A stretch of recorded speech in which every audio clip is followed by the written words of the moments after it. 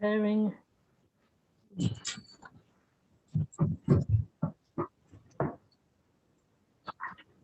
Right. We're live.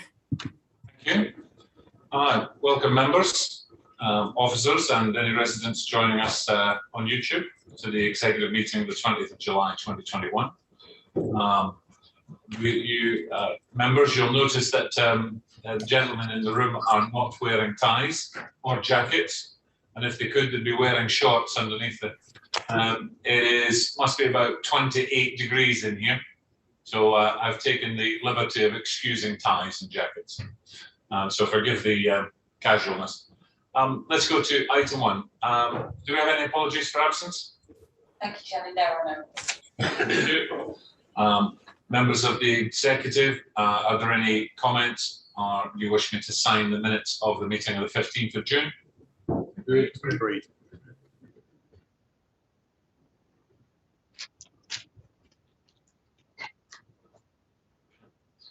Declarations of interest and anything we're going to be discussing on the agenda this evening. I'm not seeing any of the members on the screen. Nothing inside. Okay, thank you. Right. Item 4, questions by members. Any questions for myself or for any portfolio holder?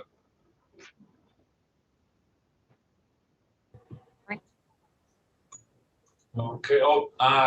Councillor Malavagam. Thank you, Leda. I have a general question because being the Performance of Finance Scrutiny Chair, I've actually been through most of the pack. You sent 125 pages of it, and we looked at the year-end performance, which starts on page 29. I'm not jumping the agenda. I just want to get a general idea. I don't want to keep bringing it up every time we turn a page. We discussed in depth regarding the presentation. For example, if you look at page number 28 as an example, I'm just giving you that variance of 1 million, that there should have been a third column or fourth column inserted. For example, grants received, but it has not been.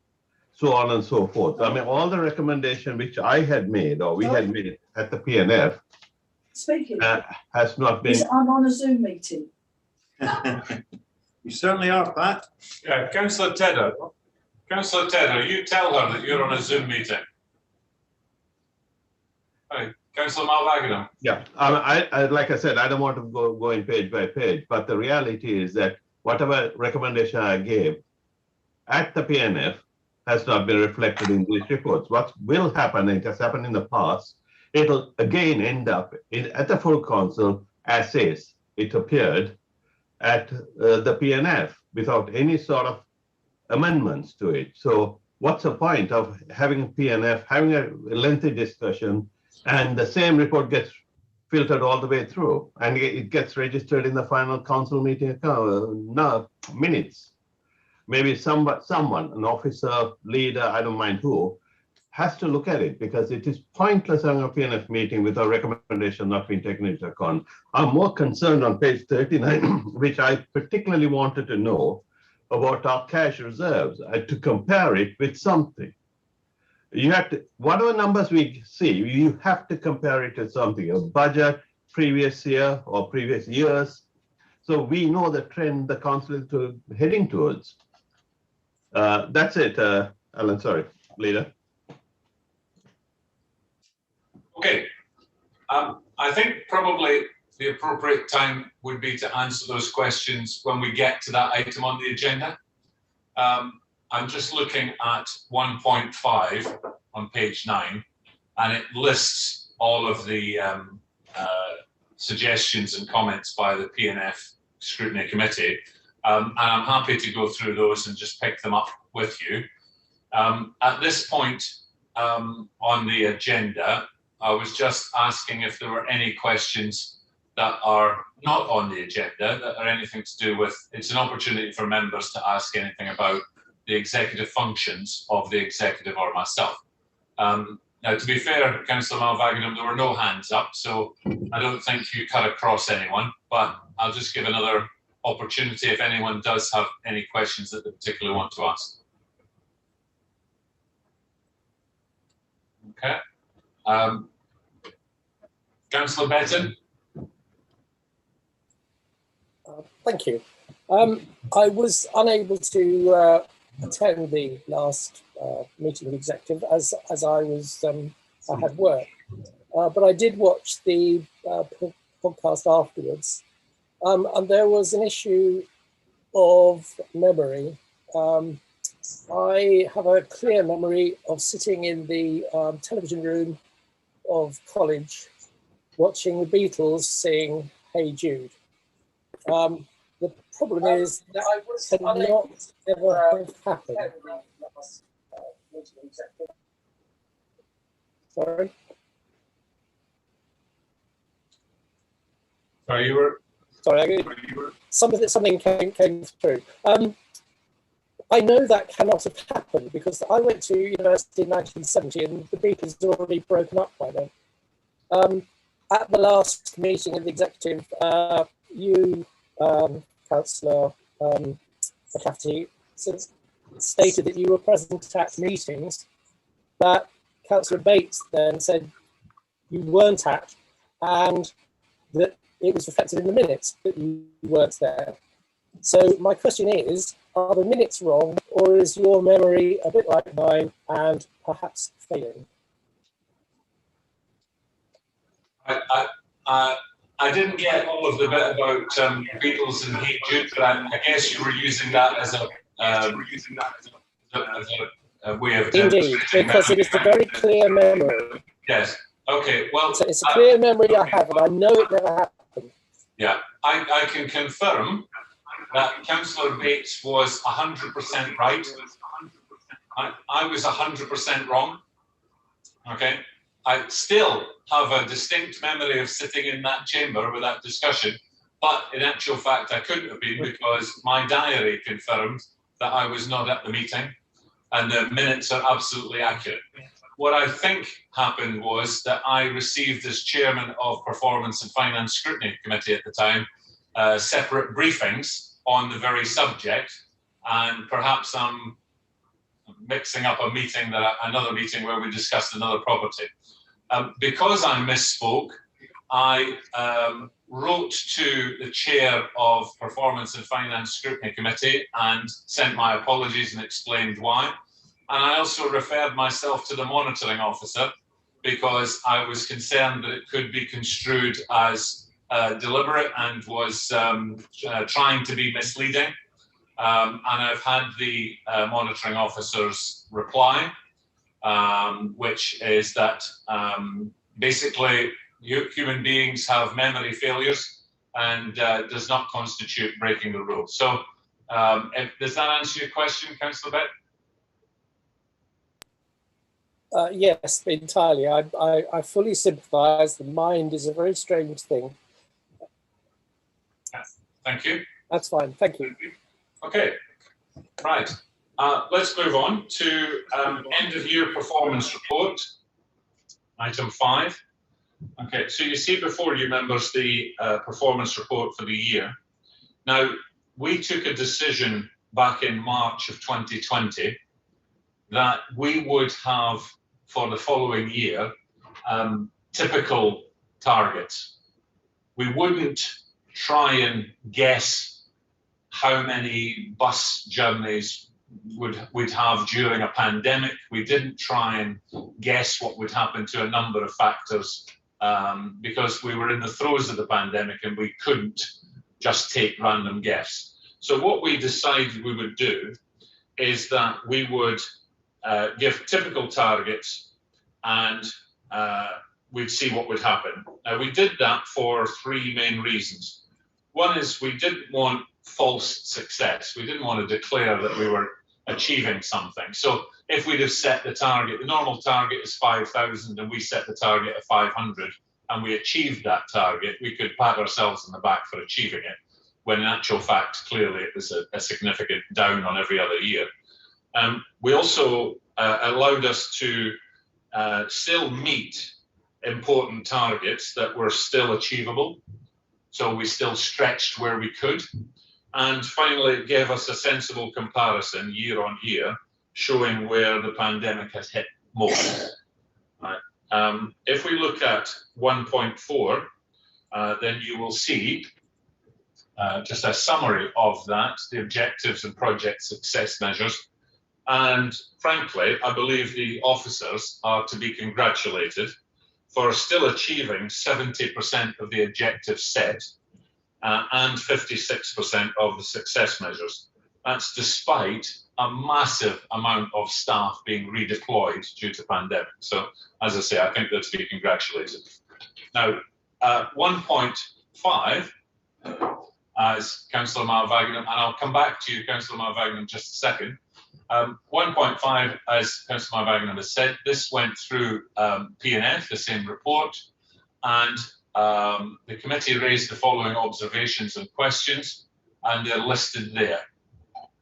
Okay. Now, I'm just scanning them. I've read them, but I just, as Councillor Bettman said, my memory can be flawed. I just want to check.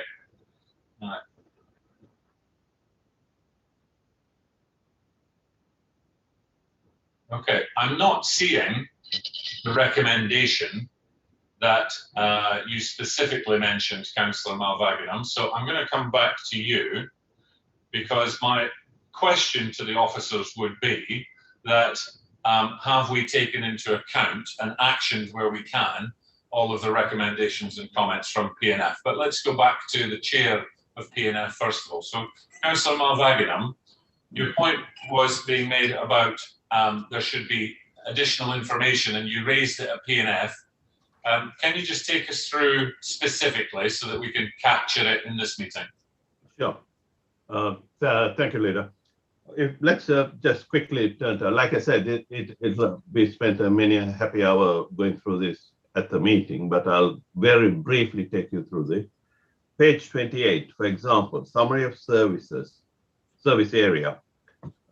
1 million overspent, and I have been told that we had received grants in various sections or departments, finance, transformation, corporate, etc.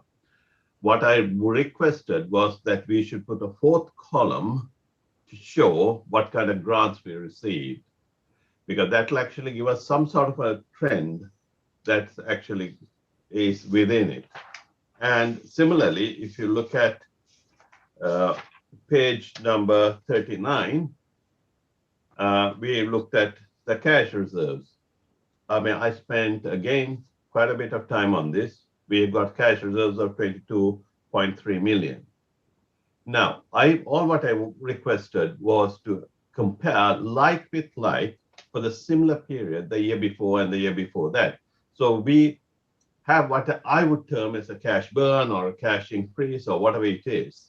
So we do have a trend, or the words I used there was actually direction of travel. Hence, comparison is important for all these numbers. Number by itself is meaningless, although you put words to it.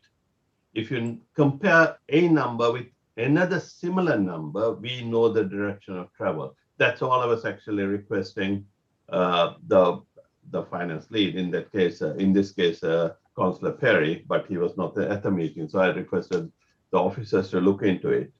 Okay. That's all I'm saying. I mean, for the future, I've had this problem before. I've requested something to be changed. What my fear is, this report will end up at a full council without any changes or any additional information, because we'll end up having a similar discussion at a full council, which we have already spent, like I said, about 2.5 hours at PNF.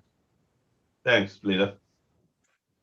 Okay, thank you. I think there's two issues, and so we'll take them separately. One is that you're right, Councillor Malavagam. You've made this statement before that you have asked for actions to be taken at PNF, and they have not been actioned. And I know we've investigated those before and come to a conclusion, which doesn't need to be mentioned right now. But and you're making the statement again. So let's take that one first, and then let's deal with the 2 points that you're making. So, Mr. Roberts? Chairman, I'm a little bit confused because I suspect that Councillor Mailbagham's statement relates to the next report on the agenda rather than the report that we're looking at the moment. Okay. Okay. My apologies. I did refer to agenda item 6. That's what I meant. If I had misled the leader, my apologies. It's okay. We're looking at item 5, which is the end of year performance report, and it goes to page 27. And as you say, your first points are on page 28 and 39. Okay, so yeah, we're all human, Councillor Mailbagam. Things sometimes get going. Okay, but let's just stick a pin in those. All right, and we will open the floor to this item 5, end of year performance report. Okay. Are there any questions for myself or any of the others? Councillor Wheeler. Thank you, Chair Leader. It's really, I suppose, it's just a little bit more additional information on a couple of points. I think we have asked in the past to know where the air quality monitoring stations are and the output of those air quality monitoring stations.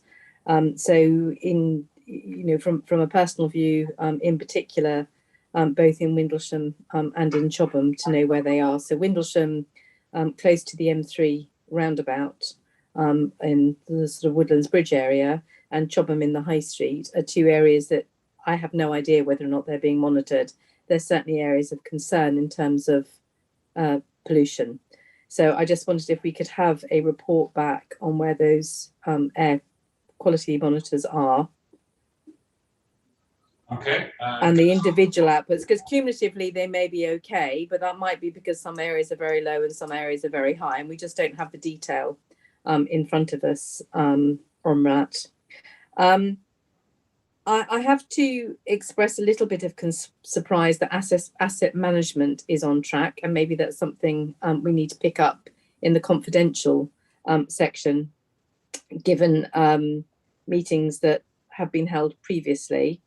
I would also like to raise the point, and I'm reassured to see that in terms of endorsing what was said at the previous meeting, the investment is looking at income to safeguard services.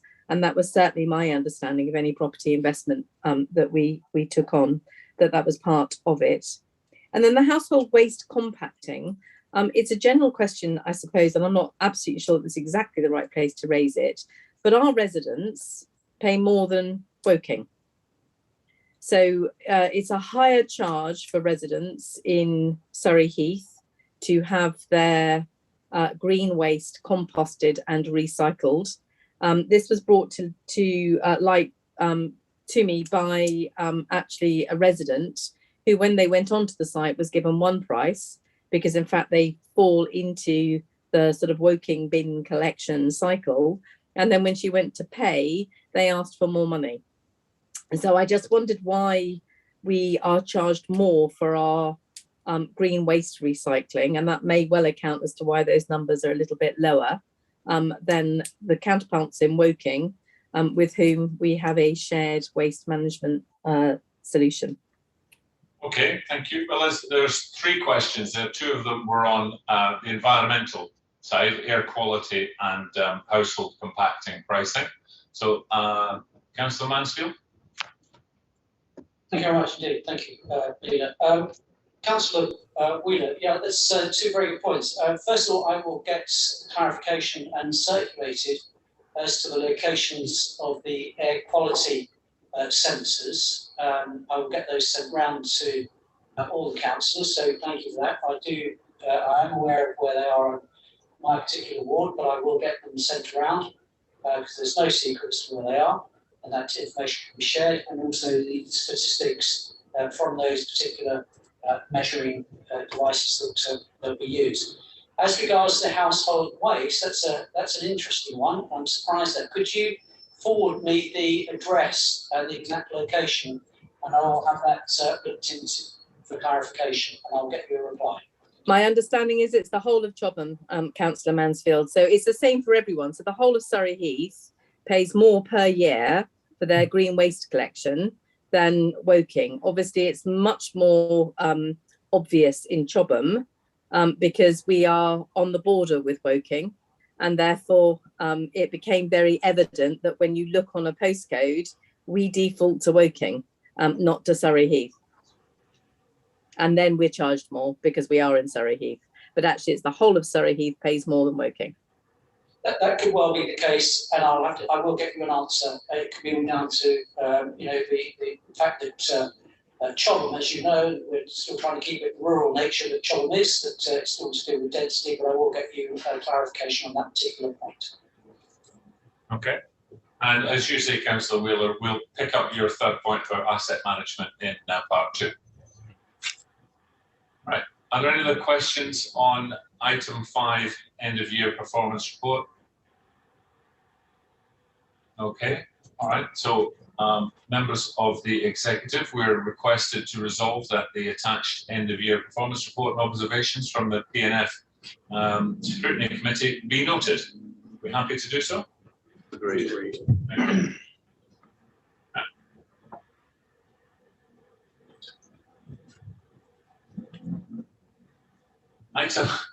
Item 6. Okay, Councillor Malavagana, we've arrived. Right. We've arrived after a couple of false starts. We've arrived at item 6. Now, you've said what you've said twice. I think I've got it. All right. So let's go to Councillor Perry, right, to introduce the paper, and we'll look to answer your questions first. Thank you, Chairman. Members, we're looking back at a very extraordinary year. I don't think any of us have experienced anything quite so traumatic as the one we've just finished. But this is reporting the year up to March last. The overall performance, which we're going to be asked to note, has resulted in a negative against budget of just over £1 million. The actual performance was much worse than that, and it's the final presentation is improved by the fact that we actually had a number of extraordinary gains through the year, which were exceptional payments and what have you. We look at I'm sure you've all read the report in detail. And by the way, Mr. Malavagana, nobody's ever queried any of these things with me, and you know where I live. If you had a query, I'd be very happy to answer any questions that you've got.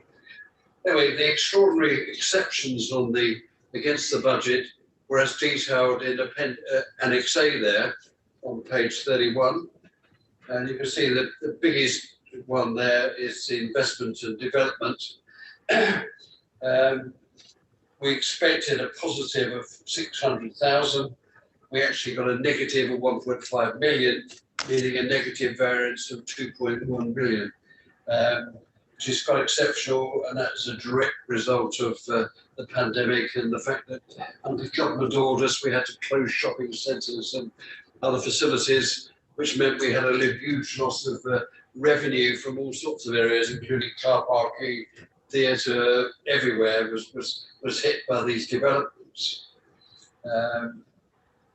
I think the rest of them are fairly straight, self-explanatory as you go through the various points there, but happy to field any questions you've got on the individual items as we go through, rather than me parroting them all off now.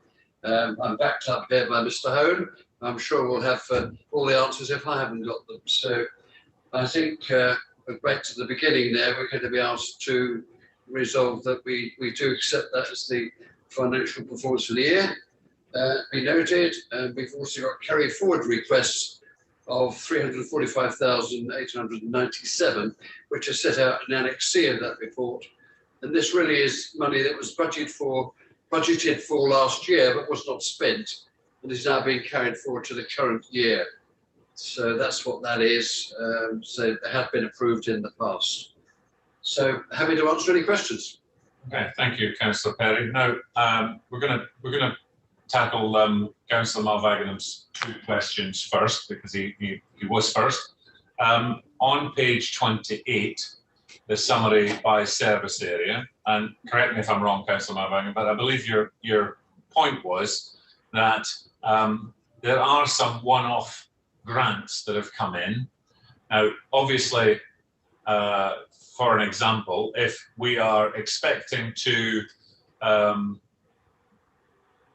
make £1 million and we lose £1 million, but we get a grant of £500,000, there's ins and outs there, which effectively are within those numbers. And Councillor Malvaginam made the point that there should be a 4th column, which shows that where one-off grants are received, then they should be part of that. And I don't know if you agree with that, or are you happy with the format as it is? That's up to you. Thank you, Chairman. I do agree with his point. I've in fact discussed this with Mr. Hone several times, and I think he's coming around to the idea that it's probably a good idea. We need to have more transparency, I think, across all of our accounts, so we can see how things are. We end up with the final figure, and these automatic set-offs where you can't actually see what's setting against what is not a good idea. I'm very much an advocate of open, transparent accounting, so anybody looking at the numbers clearly understands where the result comes from. So no argument with you, Mr. Malvaginam. Sorry, Councillor. I was going to say he's been a councillor for quite some time now, so Councillor Malvaginam. Okay. I think it's long been established, Councillor Malvaginam, that like Councillor Perry, I think accounts. I think transparency is a word that gets used a lot, and the implication is that we're trying not to be transparent, and we shouldn't be. But I think in terms of, I would phrase it as easier to read. I've got a strong background, as you do, in the private sector, and I think I can read accounts pretty well in the private sector. But I don't think it's easy to read local authority accounts, and we are committed towards making it easier for people who don't have the financial background that you do to be able to read the accounts more. So does that answer your question on that point before we go on to page 39 and your other point? Thank you, Councillor McLafty.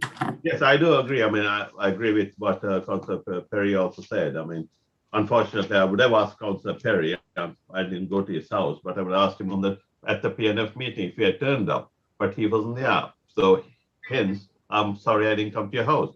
But having said all that, moving on, very important to understand putting the grant figure in, because whether you're accountancy trained or not, we need to know the actual loss or gain, additional gain within each department. Thank you very much. I appreciate your help in this matter. Thank you. Thank you. Okay, and your second point was on page 39. And again, you make the point that this would be a more useful document if we could see what you and I recognise as the term as direction of travel, rather than it being a one-off. Again, Councillor Perry?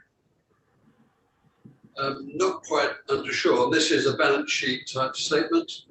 Here it's the numbers on a particular day. I'm not quite sure what we're suggesting. Councillor Perry, Councillor Malvaginam, do you want to just enlighten us a bit more as to what you're happy to enlighten you, Leader. This is at a given date, say for 31st of March 2021. Similarly, you would have had a similar figure for 31st of March 2020 and 31st of March 2019. So that actually gives you a trend as to where we are heading. Because generally, if you are making excess cash, profits, or in this case, surplus, in local authority language, the cash reserves will continue to increase, or if it doesn't increase, we have spent it in a fixed asset or whatever it may be. This is, in the last 3 years, if from the sort of little bit of analysis I've done, the direction of travel is either static or moving downwards. So that tells us a little bit of a story overall. Maybe Councillor Perry, if you have sorry, it's like any balance sheet, Councillor Perry. You have the comparison, year-on-year comparison, because Okay, I understand what you're saying now. You wanted a year-by-year comparison. Yeah, I wouldn't disagree with that. I think we take that on board as a suggestion and make sure it happens next time. Thank you. Okay, thank you. Are there any other questions on this item, item 6, end of year financial outcome?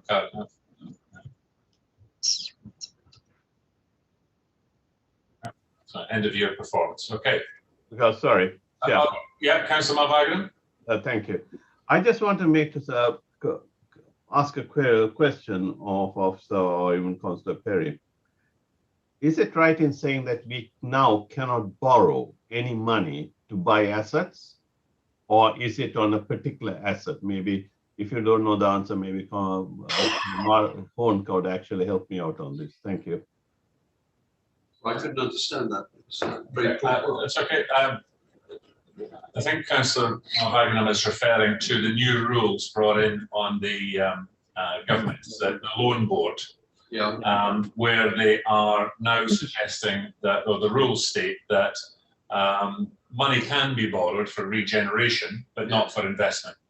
Yeah. And actually, I know that that's covered in another paper. I think, Mr. Hone, the actual point is mentioned in, I'm not going to be able to put my finger right on the item, but I know that that point is covered in on either this item or item 6. It's absolutely, it's in the next report, so perhaps we'll come to that.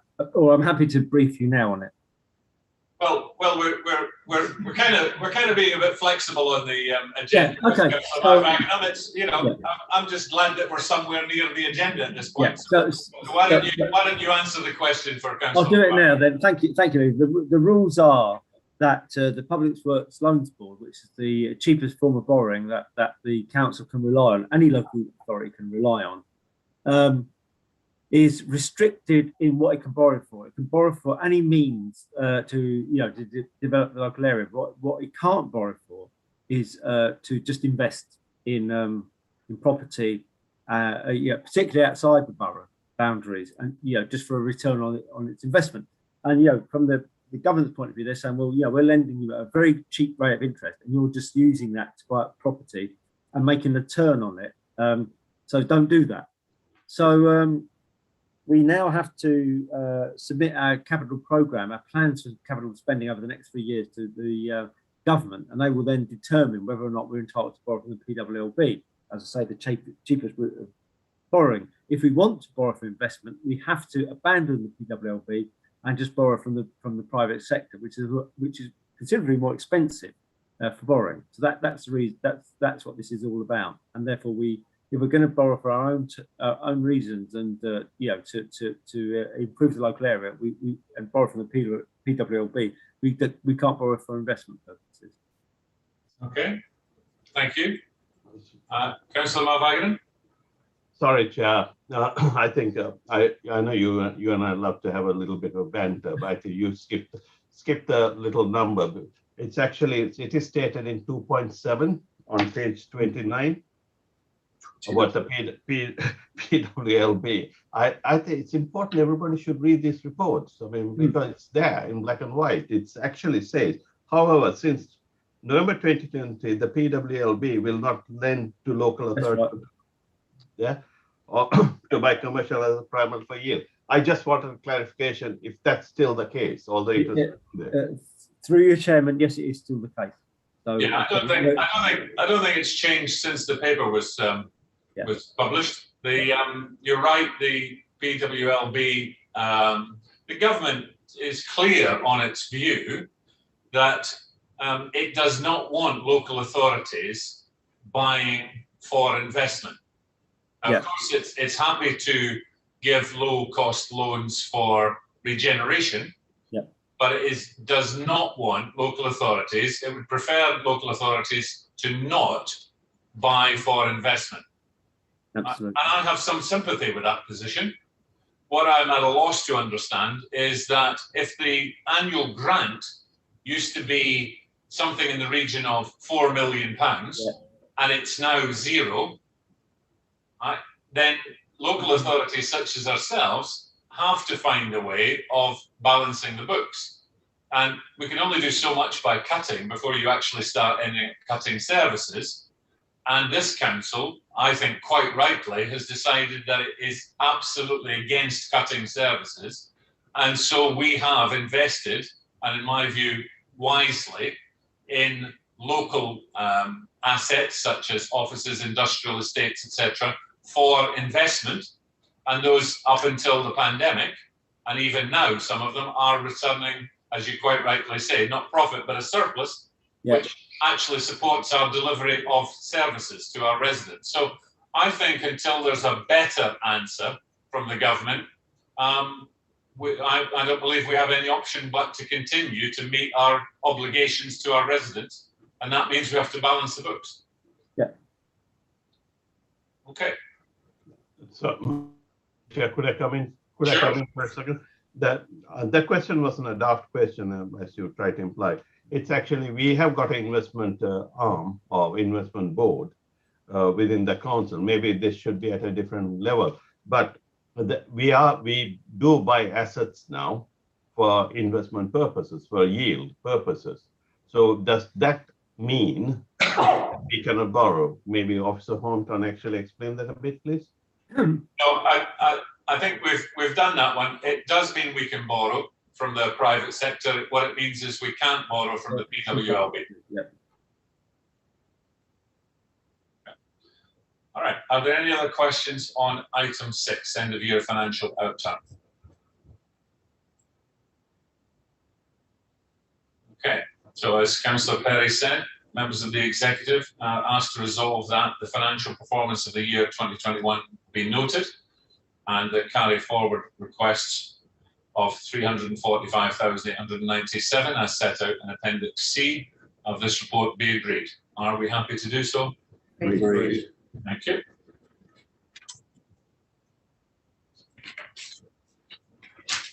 Okay. Item 7, capital outturn and prudential indicators. Councillor Perry, you're up again. Yes, very short paper. It's what it says. Sorry, you need your microphone, Councillor. Thank you. See. Thank you. Say, it's a very short paper there. It spells out what we're doing now. We've been asked to recommend that the actual capital expenditure for 2021 is 24.1 against 35.71. Be noted. The budget provision to be approved, revised program. I think you could read it. I don't need to read all that stuff out. But if there are any questions on any of that stuff, please let me know. I think it's pretty straightforward there, really. Okay. Nothing too controversial there. Well, we're about to find out. Okay. Yeah. Okay. Any questions on item 7? Okay, thank you. Councillor Bates? Thank you. Yes, I'm afraid I do think there is something controversial on here, which is the cost of the theatre frontage, which has gone up from 125,000 to a further 75,000 be added to the capital programme. Now, I know the decision was made regarding the original £125,000 works, which says it would be paid back over 5 years, which I assume would be at a rate of around 25,000 a year. Yes. Okay. So for some reason, so that's 25,000 a year. So if I then have a 75,000 to be added onto that, then I would assume that's a further 3 years rather than 2 years extension. But that's not really my main point. My main point is if I walk through the streets of Old Dean, do I think the local residents are going to be impressed with this amount of money being spent on a theatre frontage? And I have to be honest, I don't. I don't think that. I know that's a political priority and ultimately that's outside my hands. But I have to express some concern, I suppose, regarding what happened with this tender process. With the 125,000 that was originally allocated, what appears to have been quick action in terms of procuring an external quality surveyor. So that was done very quickly. And then around 8 months before we get the tender. That does seem to me, it does say there was impacts on the internal product team and there was the pandemic, and of course there was a pandemic, but that just seemed, even with the tender process, to have been an extraordinarily long amount of time. And I just wonder if somebody could comment on that, please, perhaps explaining why that was. Okay, thank you. Councillor Duggan, that's in your portfolio, the theatre. Sorry. Something on? Your microphone. Can I just ask anyone who's on screen just to make sure that they're muted, please, because we sometimes it's difficult to hear in the chamber if there's background noise. Thank you. Councillor Duggan. Yeah, it is unfortunately a bit of a tale of woe. We've taken way too long to push through the process for this, not least in part, which is something which I have questioned and will continue to do so for future projects, that we've waited for planning permission to come through before we've gone out to tender. We then followed, because we knew it was going to be a large sum of money, we followed all of the local government tendering rules. The bottom line is, I don't think there is a great silver bullet that says this is why it is. We've taken too long and the costs have gone up dramatically. The costs have gone up, really, I guess you get the real world quotes back from the estimates that we make. We follow a fairly standard local government estimating process where they follow a book of it will cost X, Y, and Z for to do various bits and bobs, and that came up with our budget number. It's then taken us way too long to come back with a final quoted number, and the difference between the two is eye-watering. That is the unfortunate answer. Okay. Councillor Bates, do you want to reply? Yes, I think that's very frustrating. I'm sure there are things that Councillor Duggan hasn't said. And to be fair, I do want to make it clear that with this paper, the additional, this is a quote, and the additional spending is being asked for approval. So this isn't a situation that we have had in previous occasions where money has been spent that was well, we know about those and now it's currently being investigated. But in terms of this particular area, but I do think we need to be looking about this across the council. As I say, there may be very good reasons here, and there's obviously things that perhaps Councillor Duggan knows as well, but that this is quite a lot of additional cost. And the decision that was made at that time in November 2019 may well not be the decision now. But because that decision was made, if that had gone and said it would be 200,000, would the decision then have been made? I suspect there would have been questions raised. So I do think we need to look across the council about these sorts of quotes. And I say particularly around the timings, 8 months is an extremely long time, or even being within a pandemic. Okay, thank you. Councillor Mulvagnan. Thank you, Chair. I mean, Councillor Bates really has covered everything I wanted to cover. I mean, I was concerned about the process. I was concerned that the cost had gone up by 60% compared to the original quote. I do understand implications are there for postponing or not being able to complete a project, but it is a substantial amount of money that you are asking the council to sign off when it comes to a full council. I presume it's coming from full council as a report. Thanks a lot. Thank you. Thank you. Can I just pick up on Councillor Bates's second point? It kind of just went through. So the point about the fact that if we were to say yes to the 75,000 extra, 125,000 was going to be paid for by putting the extra £1 per ticket. And as Councillor Bates said, that would be paid over 5 years. And the simple arithmetic is 25 grand a year. But to add in 75,000, the paper says in 4.1 that we'll extend that to 7 years, which would imply more than 25,000 a year. Should it not be 8 years? Councillor Duggan or Mr. Harrison? So in 4.1. The maths would say 8. I agree. I don't know why. Mr. Harrison. I think it was based, thank you, Chair, sorry, Councillor Duggan. I think it was based on the broad assumption of around £25,000 to £30,000 a year So it wasn't an exact science, but that was a confident estimate on what we could achieve. But I agree, we possibly should increase that to 8 years. Thank you. Okay. I think it would just make sense in terms of arithmetically that it's amended. It would be, if we choose to say yes to this, then it would be recovered over the next 8 years. Okay, and you make a fair point, Councillor Bates, about, you know, the decision taken back in November was for 125 grand. We would, we absolutely have to upgrade the front of the theatre. I think you mentioned it as a political view and objective, but my understanding is that the tiles are more or less held on by the netting now that are there to catch them. So one way or another, the front of the theatre has to be upgraded. It's a fair point. If the paper back in 2019 had said 200k instead of 125, would we have said yes at the same point? Had we proceeded on 125k within a few weeks of the decision, it may well have been 125k. So I think it's a case of we have to look at it where we are now. But I do take your point that it's disappointing. Are there any other questions on this paper? Councillor Bates? Yes, sorry, Chair, just very quickly. I don't really mind if it's 7 or 8 years, but the issue I would have thought is that the restoration levy continues until this is paid. Now, I have to have some sympathy here with officers, because as far as I know, I can't think of any other service or activity which would have such a levy. I can't even think for car parking or anything. So I do, this is an exception, but I would assume that in essence, rather than saying it's 7 or 8 years, this would be charged until that is paid off. And if it is paid off part way through a year, then we take off the levy, wouldn't we? Yeah, I think you're right.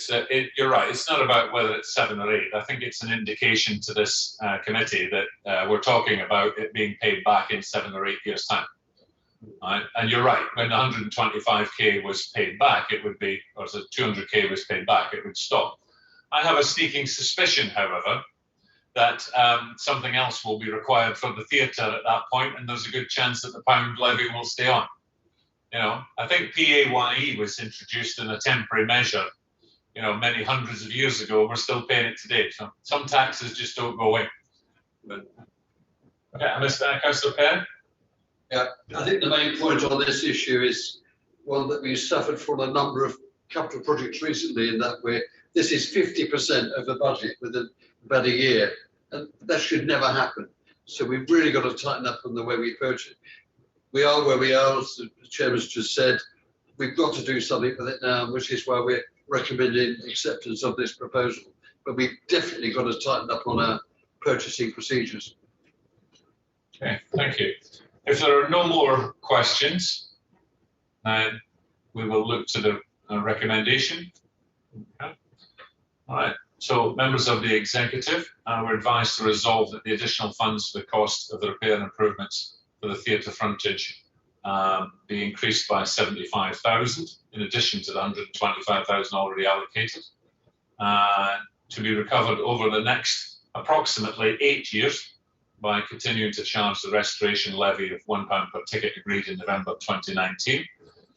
We're advised to recommend to Council small 1, 2, 3, 4 and 5.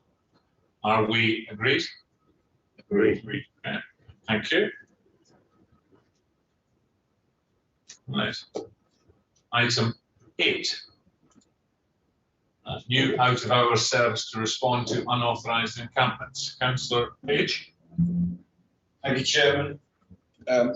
Members, I'm sure you're aware that the community expects the council to respond promptly to unauthorised encampments that occur on public land and the council's land, and we need to be effective in resolving that in a timely way. So this paper explores how the council could improve its response to unauthorised encampments within the borough, and suggests a more comprehensive out-of-hours service is set up to help with that. The council will be extremely aware that these encampments happen at various times outside normal office hours. It's particularly problematic at weekends, And if we take into a long bank holiday weekend, an example is that the encampment can arrive late afternoon on Friday and not be responded to by the Tuesday morning by the council because we don't have an out of hours service. Excuse me, not too chill. The council's communications in the event of an authorised encampment also need to be refreshed. That was felt with a focus on prompt and timely messages to our own officers and also especially members of the wards affected. We need to include attendance on site, serving notices and applications to the court. All these need to be done in a timely manner and in a joint process with police and the other authorities involved, so that we, the council, can act lawfully and tell you what we can and cannot do. So unauthorised encampments can be associated with antisocial behaviour, fly tipping, various types of criminality and damage to land and property. They can, in extreme circumstances, that thankfully I'm not aware of any, but members might correct me, but threats of violence could also be included. And there can be large-scale dumping of commercial and hazardous waste as a result of what's happened when the encampments leave stuff behind. So there are some costs to this. In order to tackle unauthorised encampments more efficiently during out-of-hour periods, it's proposed to provide an enforcement and communication staff cover over the weekend in the summer months. This is to respond to these Friday late afternoon until the next working day, usually Monday morning. So we want a service to look at that. We want to provide staff operating over the weekend and the necessary powers over those days to take operational decisions relating to the encampment. We don't want to wait until a Monday morning or indeed a Tuesday morning to do that. We need to update our procedures so that we're in a position to serve notices, formal notices, as soon as possible on the encampment and ask the people to leave. We also are considering to deploy security staff to monitor the site of an authorised encampment, and that really depends on the situation at the time and the advice we get from our partners, the police. And we would like ward councillors to be briefed on the situation and the action being taken by the council in a very timely manner. Very often it's councillors who know that these things are happening, and councillors in the front line, sometimes with their cars, and it's not something that I would recommend that councillors do, but we should have officers there to do that. We no longer automatically need to provide toilet facilities or water, but there would be the statutory requirement to provide welfare checks on the social services side of things to make sure that those happens.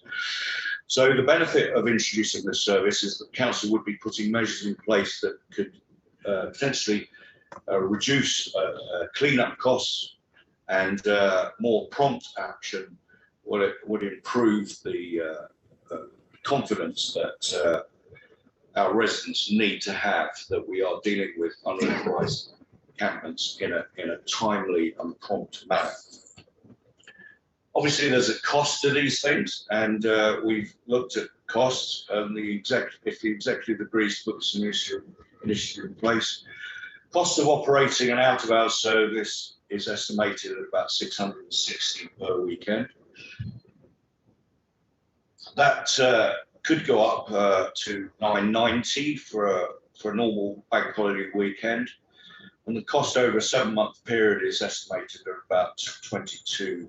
And obviously there might be on costs for this with other agencies involved and mileage claims and all the other things that go with operating our employees out of hours. So those costs could increase. The worst case is that we could have additional costs incurred because we might need to employ security staff. Obviously, that would be a worst case, and I'm hoping that that isn't the case. But we have to have the confidence, and we also have to have the confidence of our staff to operate, because they're the ones that are serving the notice, to be protected by either police or have some monitoring 24 hours a day by security services. I think that's very important. So in total, indicative costs of introducing an out-of-hours service could be as much as 56,000 or 56,500 pounds.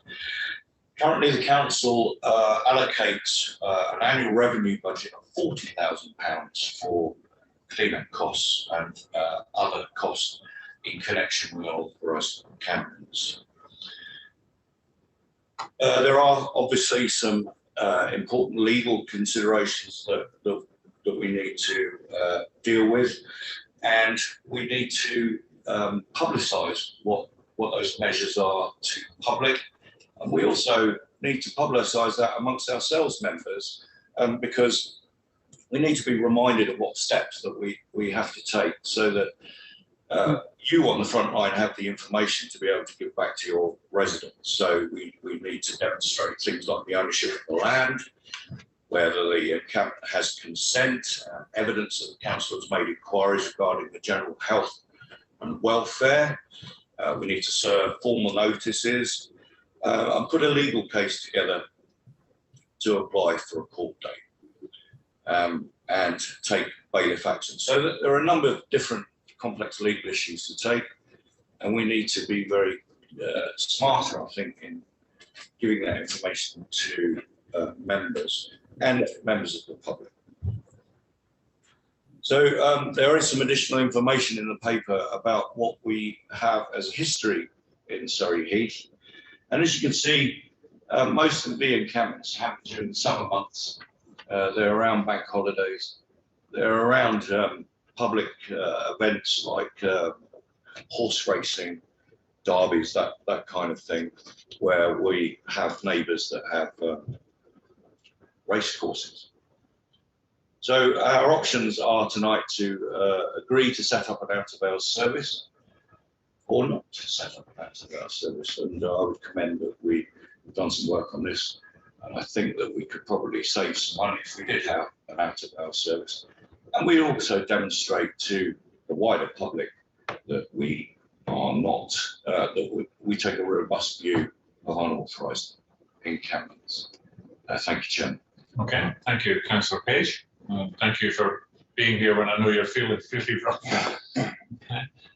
So I'll open it up to questions. Councillor Croke.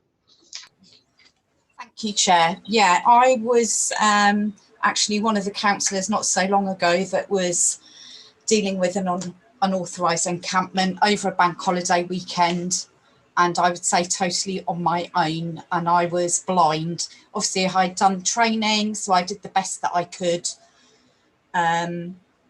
One of the things that I definitely think we need to do, and what we don't do well, is communicate with our residents. So the residents of Borough Road are quite elderly and vulnerable that this encampment they backed onto. So a lot of those, they were talking to me at 11, 12 o'clock at night, who were very frightened. They didn't know what was happening. So my initial thought is if we could even put a leaflet together that we as local ward councillors could put through the doors of the residents in close proximity to the encampment, just to let them know the process that the council has to go through, because the residents don't know that there's welfare checks, or the legal side of things that have to be done. And I think if they know this and they are aware that we're on top of it and they will go through the process, that would be a really good help for obviously the residents, especially with Frimley. Thank you. Thank you. So just to be clear, you're talking about a generic leaflet that just lays out the process that the council has to go through and kind of talks about maybe timescales that things take to do. You're not talking about something that's printed almost like a local newsletter about something. No, it's a generic document that goes out to local ward councillors who could then walk them around the neighbours that maybe or may not be affected by the unauthorised encampment.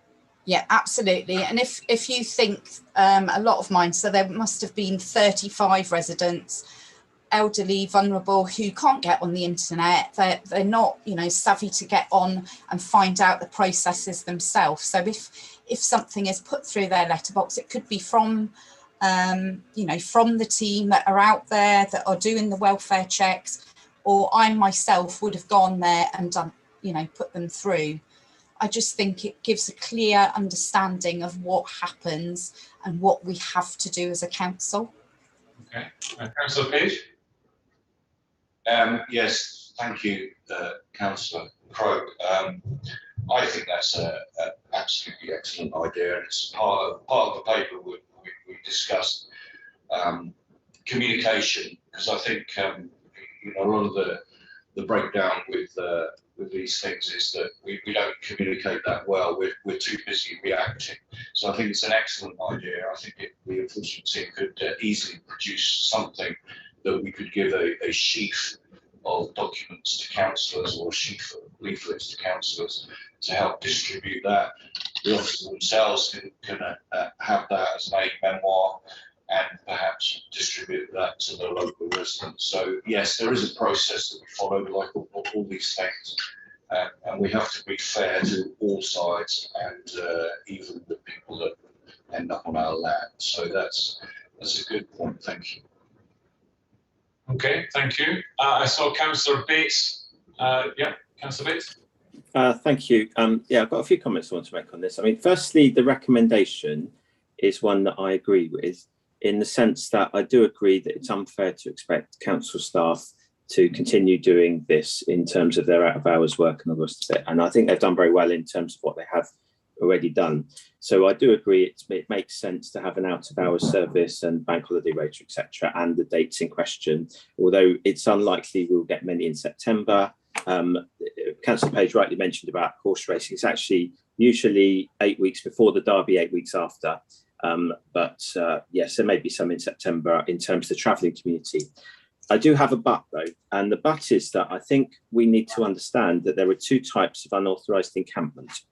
The first type is the one that seems to be the running thread of this paper, which is that people come onto land with a callous disregard for others, that they're doing it for no reason other than selfishness, and that they are just doing it, going from one site to another. There's a game being played, and all the rest of it outlined in paragraph 1.3.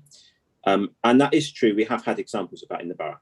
However, we've also had in the borough a completely different situation in terms of unauthorised encampment, which is actually outlined in paragraph 3.2, which is in regarding to health reasons, i.e. people needing to visit the hospital, or needing to give, or giving birth. A member of the community is giving birth, or there's an urgent medical appointment, or they're attending a funeral, which, bearing in mind how close we are to Ash, which is one of the largest traveller communities in the whole country, gypsy traveller communities, is very likely.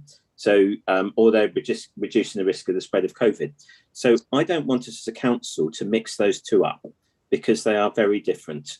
And we should be making it very clear to our residents that they're very different. I entirely agree with what the Mayor said about advertising to residents and making them informed, but I think we should look to do it in a compassionate way. Now, that comes back to the critical element, which is that of this welfare check. I do not want this welfare check to be a tick box exercise, and I just want to be reassured that it won't be. My concern moving over to a private company doing it is that it may become a tick box exercise. I know that officers, when they've been doing this, have done it diligently and fairly and made every effort to identify the welfare concerns that may have been present in the unauthorised encampments. So I'm comfortable that they have been doing that. My concern, and I'm hopefully this is just an unjustified concern, is that those welfare checks would not be to that same extent, and therefore we would miss, to some degree, the points which I've just raised. because I think that is entirely different when people are visiting for purposes of temporarily not intending to visit the area, a small amount of time peacefully living near a hospital because a member of the community is giving birth or is about to die. I think we should be absolutely compassionate in those circumstances, even if some people are upset by it in the wider world. The final point I wanted to make is that I disagree with the point at the bottom of 1.4 to no longer automatically provide toilet facilities and water. I think that is a very bad idea, and I do not support it. And I don't support it based on my own work with Gypsy and Traveller communities. And the reason is almost what I've just said, because I would take the assumption first that people need toilets and water. So if the person is in urgent need, which we don't know yet because we've not conducted the welfare check, we should at least make sure that they've got the toilets and water to assume that. Now, if it is the case that the people don't engage or they're criminals or all the other things that callous disregard I've used, then of course we don't need the toilets or water, but we haven't actually undertaken that check yet. So we need to undertake the check first in order to do that. And I have to say, if anybody needs the toilet, they're going to go to the toilet, and I'm afraid they will go in the park and they'll go in all the areas that we don't want to. And whilst it is true that some of that will happen anyway, partly due to the customs of some of the people in question, and partly due to other reasons, that we should start as a starting point, provide them, even if we then look to take them away. So I disagree with that fairly fundamentally, actually, and I would provide toilet facilities as a starting point. Water is a slightly different area, but certainly I would provide toilet facilities because you're going to end up cleaning it up anyway. So even if you only clean up some, you have some of it in the toilet and some of it in the park, that is still better than all of it being in the park, which will happen if you don't provide toilet facilities, guaranteed, because Gypsy and Traveller caravans don't have toilets in them, so they're going to use the park. So in reality, we might as well provide a toilet anyway. So yes, the key is the welfare checks, and I would want finally just to reiterate the point which has been made regarding the communications in 8.3, because we need to move away from automatically exclusive language towards Gypsy and Travellers. There is a difference in behaviour, and if there's any doubt about that, I would suggest those of us who watch the European Football Championships and describe ourselves as England football fans would see the difference between, I think, the vast majority of members of the public watching that football match and a small mindless minority who gave a very bad name for England football fans around the world. So I would think that Gypsies and Travellers are really no different, and we should look to be compassionate where we can. Thank you, Councillor Bates. Councillor Page? Yeah, thank you. Councillor Bates is absolutely right in all that he says, and he's argued the case pretty well. I think what I wanted to reiterate is that we wouldn't, nothing is automatic that we wouldn't do something. The welfare check is part of that, and like he said in his explanation, there are different types of groups, and it's all done on a risk assessment basis. So we wouldn't automatically provide that stuff unless it was necessary, and we're not saying that that's not going to be the case in all cases. I think the other thing, you made a good point, Councillor Bates, about the welfare checks. Okay, I can tell you from the paper, it is absolutely still going to be the officers who are doing the welfare checks. That's not something we're going to be subbing out. Yep. Okay, so it isn't a case of an outside body would do it as a box ticking exercise. That wouldn't be acceptable, and it's our own trained officers who I know are compassionate and well trained and want to do that well. And we still would do that, and we're required to do that, as you know, by law. So it would be still internal. Do you want to? Yeah. Just quickly, I'm reassured by that last point, although obviously it will mean, unfortunately, that the out of hours for staff then isn't fully addressed. But I do accept if they're wanting to do that, and I'm pleased about that. However, I would still take up this issue of toilet facilities. If someone needs a toilet, they need it quickly. And I think we can't, by the time that we've gone and done a check and then ordered the toilets, that is a delay. And with great respect, people can't wait that long. I mean, I had well, I won't go through the example I was going to use, but is known in the Parks Department regarding a recent social thing I was at. But people just need things quickly. And I just think we should start by providing them with toilets. If need be, we then take them away. That is the way that we should be doing it, but not automatically waiting around and delaying giving people toilets. That is a basic human right. Okay, thank you. Councillor Wheeler, I think you were, am I right? You had your hand up? I did. Councillor Wheeler, sorry, go on. Yeah. Thank you, leaders. So I endorse everything that Councillor Bates has said. I think probably that within our wards, we probably have the most experience of encampments and actually working very closely, or as closely as we are able to, with our gypsy and traveller communities. And as Councillor Bates says, people come and are here for a longer or shorter term basis for a variety of reasons. My fear is that the reason that we are talking about not providing things like lavatories is that the kickback sometimes from the wider community is, why are we providing those services to people who are unlawfully within an area? And I think, to endorse what Councillor Bates says, from both a human rights point of view and from a kindness and a fairness point of view, and from a cost and clear up point of view, we are actually much better to automatically have the first visit, how long are you here for, more than a night, and get the loos and the bin bags down there. And I have to say our internal team are absolutely brilliant at making that judgment call very, very quickly. I would also encourage fellow councillors to go on those welfare visits with the officers and also to visit themselves. So I don't just leave it to the officers. I will visit sites. I will visit, however temporary it is. I will go whether there's an unlawful site on the common or wherever people are, and I will actually engage with the families and the communities. And that actually works very well in terms of people's behaviour. And an example of that was a family that was spoken to on Chobham Common. When they left, all of their rubbish was in black sacks, and the other families that we hadn't engaged with, their rubbish was spread fairly liberally across the common. And actually sometimes people will make an action because they feel that it is better. So the disposal of things like nappies and rubbish, putting that into a bush, they see that as a good thing because it means the dogs can't pull them apart. So actually having communication is really, really important. So I think we should automatically provide those basic rights. And in terms of a leaflet that we put through people's doors, I also find that I'm quite uncomfortable with it for a number of reasons, that we have an awful lot of unlawful events, such as unlawful planning breaches that take a long time for us to go through and everything else. So why are we singling out a particular area of the community? So I would engage councillors to engage with their local community. If there are people that are adjacent to it, they knock on the door and they explain those the delays that are likely to be it. From my own experience, I have to say residents, as long as they know what's happening, are very tolerant of the situation. It's frustrating for everybody concerned, but particularly with those people that own a plot of land are essentially know the process and know how to eke that process out, that process takes a very long time.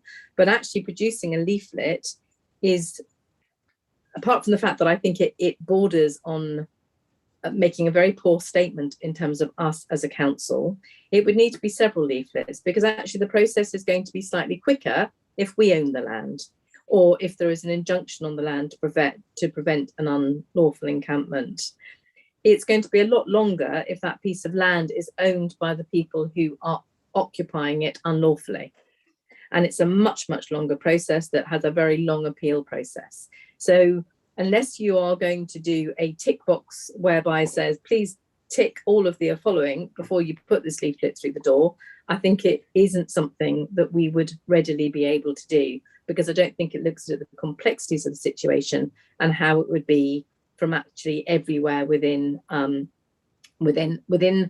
whole borough and the situations under which it occurs. So that's my view on it. And I am concerned that we would prepare something for one group and one section of our community and not do exactly the same for every other unlawful activity that we need to take our enforcement actions upon. Thank you. Thank you. Councillor Page. Well, we are talking about unauthorised encampments, and this is what this paper is dealing with. I think that Councillor Wheeler makes some great points about the differences in land ownership and the different ways that we deal with that. And that's why we need to put that on a leaflet, and we can give those arguments to people to say it's not that easy. It may be easier if it's on borough land. It might not be so easy if it's private land. And the way to do that, I think, and not all councillors, and I must admit, I'd hesitate to state what the process would be. But if I had that on a leaflet as an aid memoir, as a member, I would value that. So I still think that we should provide a leaflet, and I don't think it's discriminatory. So that's my answer. Okay. Councillor Whelan. Yeah, if I can come back, what I suggest that we actually do in that situation is prepare an email that can be printed off or collected and then distributed based on the situation, which is current and at the time. And I'm quite sure that all of us as councillors could engage in that process, but each situation is very different. And I think a general leaflet is really quite worrying. Thank you. I think your concerns are noted, and I think I'd like to see what the leaflet looks like before we sign off on it actually going out, okay, or becoming a part of our standard procedures. Okay, are there any other questions on this item? Councillor Bates. Thank you. Yes, it's just on that last point actually, and it is a very sharp point because there's actually a legal issue here regarding paragraph 8.2. So I think this is where we're looking at the legal obligation not to discriminate against gypsies and travellers. And I think the point that's being made here is that if it is the only planning breach that we are going to be sending round, then that would be discrimination harassment. And I think that would be something that needs careful consideration from our legal team. Now, if it's the case that every time there is a planning enforcement issue that we would then advertise that, then that's a different situation. There's no discrimination then. But that is something I think needs to be carefully thought through with our legal teams. But in principle, I do agree with the point about trying to inform residents as much as we can, but also making sure the gypsy and traveller community have appropriate information as well, which again, I'm sure will happen if the officers are doing the welfare checks. Okay.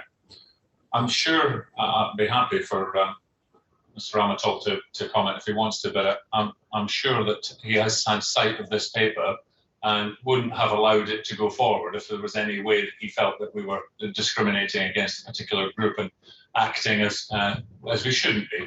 But I'm happy for. Would you like to comment on that? Thank you, Chair. I think I'll just briefly comment that we would take cases on their individual merit. And if the welfare checks or anything about a particular case flagged up anything that we considered relevant in terms of discrimination, obviously we would act accordingly. But there's nothing in the paper that concerns me from a legal perspective in terms of discrimination. Okay, thank you. Are there any other questions? Okay, all right, let's move to the recommendation. Okay. So as Councillor Page has put forward, the executive is asked to resolve that an out-of-hours service be introduced to respond to unauthorised encampments from 1st of March to 30th of September, and the costs of this service to be agreed, which include staff costs to cover weekend, bank holiday rota, and incidental costs caused by the unauthorised encampment, e.g. security costs, etc. And the total indicative cost of this service would be, or could be, 56,544. And given the points about looking at designing a leaflet, I think we'll take that on board as something that we will look to do, but I think it should be circulated before it becomes part of our our standard procedures. Okay, let's make a note of that. Okay, executive, are we happy to accept that recommendation? Agreed. Thank you. Okay. Right. I'm realizing it's an hour and 20. I'm going to do the urgent action before we move to item 10, and then we might just have a short break for the screen time. So item 10, Councillor Garrett. Thank you, Leader. Members, the Executive is advised to note the urgent action under the scheme of delegation of functions to officers. You have the full papers before you, so I won't go through them, but just give you some brief background. Locally employed staff, LES, have been supporting the British forces in Afghanistan in a variety of roles since 2013. They have served our country well, often working in challenging and dangerous conditions for both them and their families. In recognition of their commitments and bravery, the UK government has been running a scheme to support Afghan LES. In April 2021, this was extended to include a relocation scheme to the UK. Those who qualify and choose to relocate to the UK with their families are not expected to return to Afghanistan. After completing 5 years limited leave, they can apply for permanent residence in the UK free of charge to ensure that they can settle here permanently and continue to build their lives and future here. Sorry, Councillor Garrett, sorry to interrupt you. Just, your microphone's pointing up in the air, and I'm not sure everybody will be able to hear you clearly. So thank you. Okay. Don't start again. Start again. The reason for this item being taken as an urgent action was the families were due to start arriving from July 5th. We need to make sure we had plan and actions in place and inform the government we're happy to take part in this initiative from 5th of July. Also to advertise for the coordinator and get them in place. This statement was obviously before this meeting tonight, and we didn't want to hold anything up. We've advertised for the coordinator and we'll be interviewing them in the coming week. All of preparation has been done and ready to support these families when they start arriving. We've committed to 5 couples or couples with 1 child only. The latest update is we're expecting our first family to arrive the first week in August. I'm happy to answer any questions. Thank you, Councillor Garrett. Okay, I know this urgent action was signed off by yourself and the Chair of Performance and Finance Scrutiny. I think urgent actions are just a tool, but they should be used sparingly. But given, as you said in the paper there, how urgent this was, I think I'm very happy that this was the tool we used. Are there any questions? Okay. I think it's fair to say that. Oh, sorry, is there? Councillor Matt. Okay. Thank you, Leader. I must be honest, I'm ever so thankful to the officers for taking this on, because I highlighted it some time ago to the Leader and to the CEO, and a great job done here. Well done. At least we are able to help the people who helped our soldiers. Delighted. I sincerely hope we can get them in safely and settle them in safely. Thank you for all your help, Leader, and the officers. Thank you. I have to say, I think my understanding is that the government asked every borough and district to participate in the scheme, and up until now, a fairly small minority of boroughs and districts have put their name forward to accept some. 27 in the southeast of England, and I'm proud of the fact that we stepped up and we're one of them. So, okay. Members of the Executive, we are advised to note the urgent action taken under the scheme of delegation of functions to officers. Are we happy to do so? Very happy. Okay, thank you. All right, I'm just going to do item 10, which is the exclusion of press and public. We're advised to resolve that under Regulation 4 of the Local Authorities, Regulations 2012, the public be excluded from the meeting for the following items on the grounds that they may involve the likely disclosure of exempt information.